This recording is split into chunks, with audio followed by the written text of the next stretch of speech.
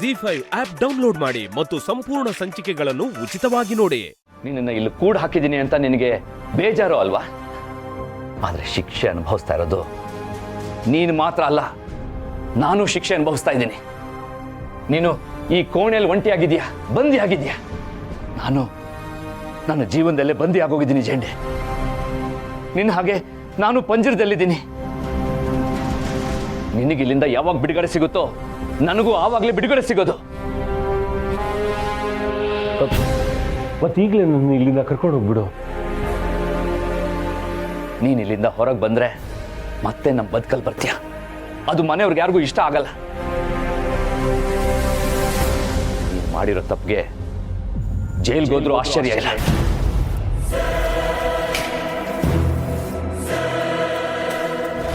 ಅದಕ್ಕೆ ನೀನು ಇಲ್ಲಿರೋದೇ ಬೆಟರ್. ಜೈಲ್ಗ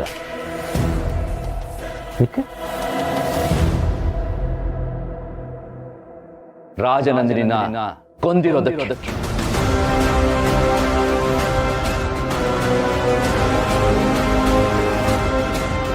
ಆರ್ಯ, ನಾನು ಕೊಲೆಗಾರ ಆಗಿದ್ದು ನಿನಗೋಸ್ಕರ ಕಣೋ. ಯೋಚನೆ ಮಾಡು. ನಾನು ಹಾಗೆ ಮಾಡಲಿಲ್ಲ ಅಂದಿದ್ರೆ ಆಗ ರಾಜನಂದಿನಿ ಮೇಡಮು ನಿನ್ನನ್ನು ಜೈಲಿಗೆ ಕಳಿಸ್ತಿದ್ರು. ನನಗೆ ನಿನ್ನನ್ನು ಉಳಿಸ್ಕೊಳ್ಳೋಕ್ಕೆ ಅದೊಂದೇ ದಾರಿ ಇದ್ದಿತ್ತು. ನಿನ್ನನ್ನು ಜೈಲಿಗೆ ಕಳಿಸೋದು ನನಗೆ ಬೇಕಾಗಿರಲಿಲ್ಲ ಕಣ. ಬಹುಶಃ ನಾನು ಜೈಲಿಗೆ ಹೋಗಿದ್ರೇನೆ ಚೆನ್ನಾಗಿರ್ತಿತ್ತು. ಕಡೆ ಪಕ್ಷ ಇವಾಗ ಬಿಡುಗಡೆ ಆಗ್ತಿದ್ದೆ. ಹೋಗ್ಲಿ ಬಿಡು. ನಾನು ರಾಜನಂದಿನಿನ ಕಳ್ಕೊಂಡಾಗ ನಿನ್ನ ಕಾಪಾಡಿದ್ದೀನಿ, ಈಗಲೂ ಕಾಪಾಡ್ತಿದ್ದೀನಿ ಅಷ್ಟೇ. ಹೋದ ಜನ್ಮದಲ್ಲೇ ನಿನಗೆ ಭಯ ಪಡಲಿಲ್ಲ, ಇನ್ನು ಇದು ಮರು ಹುಟ್ಟು. ಧೈರ್ಯ ಎರಡರಷ್ಟಿದೆ. ಮರು ಹುಟ್ಟು ಮರು ಸಾವುಗೂ ಕಾರಣ ಆಗ್ಬೋದು, ನೆನ್ಪಿರ್ಲಿ. ಅದು ಯಾರು ಸಾವು ಅನ್ನೋದು ನನಗೆ ಗೊತ್ತಿದೆ ಚೆಂಡೆ. ಸ್ವಲ್ಪ ದೂರ ಅಷ್ಟೇ. ನಿನ್ ಭವಿಷ್ಯನ ನೀನ್ ನೋಡ್ಕೋಬೇಕಾಗತ್ತೆ. ಆದ್ರೆ ಆರ್ಯ, ನೀನು ರಾಜನಂದಿನಿ ಅವ್ರನ್ನ ಕಳ್ಕೊಂಡಿಲ್ಲ. ಅವ್ರು ನಿನ್ ಜೊತೆಲೇ ಇದಾರಲ್ಲ. ನಿನ್ಗೆ ಅವತ್ತೇ ಹೇಳಿದ್ದೆ, ಈ ಅನುನೇ ರಾಜನಂದಿನಿ ಅಂತ.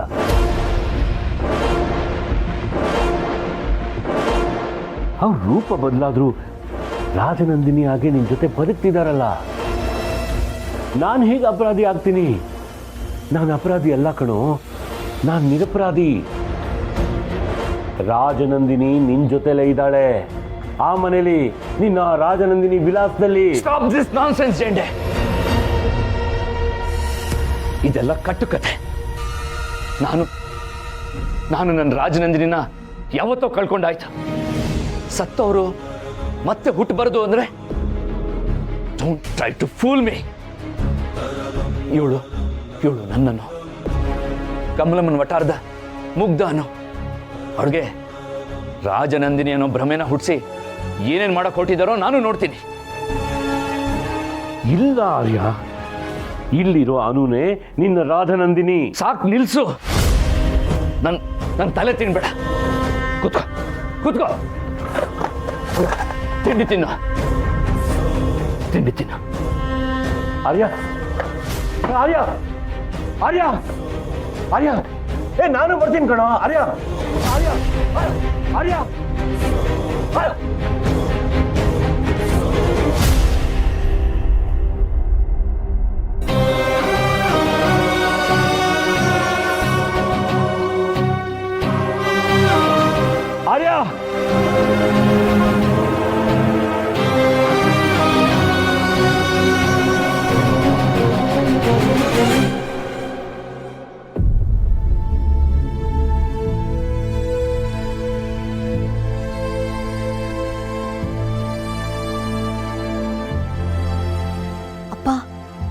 ಏನಪ್ಪ ಹೇಳ್ತಿದ್ದೀರಾ ನೀವು?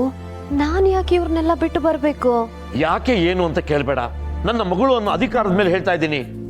ನಾನು ಹೇಳಿದ ಮಾತನ್ನ ನೀನು ಕೇಳಬೇಕಷ್ಟೇ.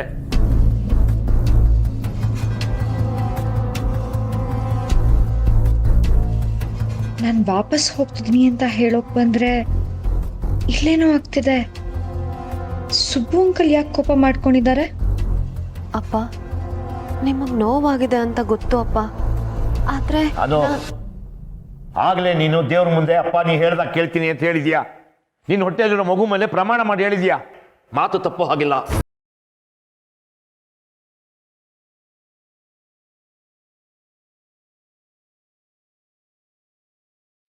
ಇಷ್ಟು ದಿನ ಸೋತಿದ್ದು ಸಾಕಾಗಿದೆ ಮಗಳೇ.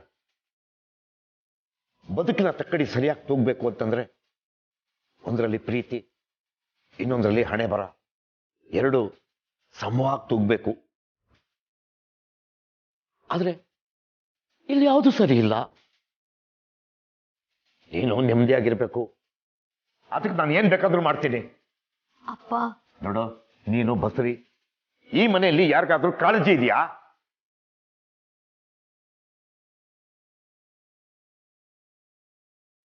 ನೀನು ಒಬ್ಳೆ ಎಲ್ಲ ಹೊರೆಯನ್ನು ಹೊತ್ಕೊಳ್ಳೋದು ನನ್ಗಿಷ್ಟ ಇಲ್ಲ ಮಗ.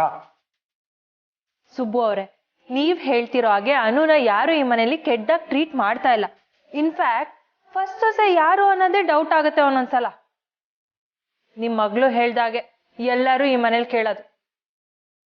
ಅಷ್ಟೇ ಅಲ್ದೆ ಅನುಗೆ ಸುಮ್ನೆ ಸ್ಟ್ರೆಸ್ ತಗೋಬೇಡ ಅಂದ್ರೆ ಅವಳೇನ್ ನಮ್ಮ ಮಾತು ಕೇಳ್ತಾಳ? ಅವಳ ಡಿಸಿಷನ್ನೇ final. Please you don't stop me. ಅವ್ರು ಹೇಳ್ತಿರೋ ಹಾಗೆ ನಾವೇನ್ ಮಾಡಿದೀವಿ? ಶಂಸಿ, ನಾನು ಇವತ್ತು ನಡೆದಿದ್ದ ವಿಷಯದ ಬಗ್ಗೆ ಮಾತಾಡ್ತಾ ಇಲ್ಲ, ಅಥವಾ ಇಷ್ಟು ದೊಡ್ಡ ನಿರ್ಧಾರ ತಗೋತಾ ಇಲ್ಲ. ನನ್ನ ಮಗಳು ಮದುವೆ ಆಗಿ ಈ ಮನೆಗೆ ಬಂದಾಗಿದ್ದ ಒಂದಲ್ಲ ಒಂದು ಅನುಭವಿಸ್ತಾನೆ ಇದ್ದಾಳೆ. ಇನ್ಯಾವಾಗ ಅವಳು ನೆಮ್ಮದಿಯಾಗಿರೋದು? ಇವಳು ಇನ್ನೂ ಚಿಕ್ಕ ಹುಡುಗಿ, ಜೀವನ ತುಂಬಾ ದೊಡ್ಡದು. ಅದನ್ನ ಇಲ್ಲೇ ಮುಗಿಸ್ಕೊಳ್ಳೋದಿಕ್ಕೆ ನಾನು ಬಿಡೋದಿಲ್ಲ.